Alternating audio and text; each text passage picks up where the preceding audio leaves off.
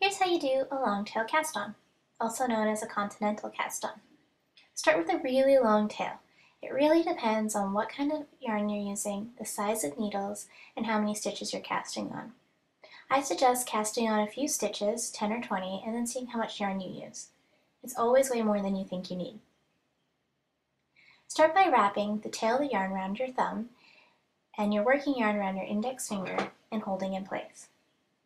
So wrap it around your thumb and your index finger and hold it in place, just like that. Grab your needle and stick it underneath the yarn in between your thumb and your index finger. I like to hold it with my thumb. Now you're going to loop the needle underneath the yarn that's closest to you on your thumb. Hold it in place with your thumb so it doesn't slip off. And then loop it over and underneath the yarn that's coming from your index finger. Over, underneath, and then you're going to put it through the loop made around your thumb. And then you're going to release the loop around your thumb and pull it tight. Now you have 2 stitches. See that again. So hold those stitches with your right thumb, loop it around the yarn that's closest to you, and then over your index finger, through the loop, and off your thumb. Okay, one more time. So you're going to go underneath the yarn that's closest to you and through the middle of the loop. And then you're going to go over the yarn coming from your right finger and underneath.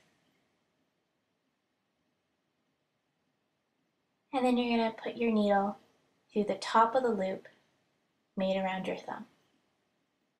Slide your thumb out from the loop and then use your thumb that you just pulled out to pull the yarn tight around the stitches. This looks confusing and it's a little daunting at first, but once you get the hang of it, this really is the best way to cast on.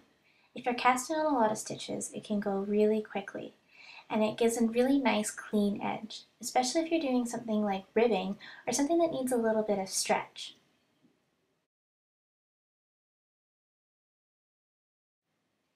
Casting on this way is kind of idiot-proof. Sometimes when I cast on the regular way, I end up with an uneven edge with big loops and it's too tight in some areas. When I cast on this way, I always end up with a nice straight edge with a perfect amount of stretch, and my loops aren't too tight.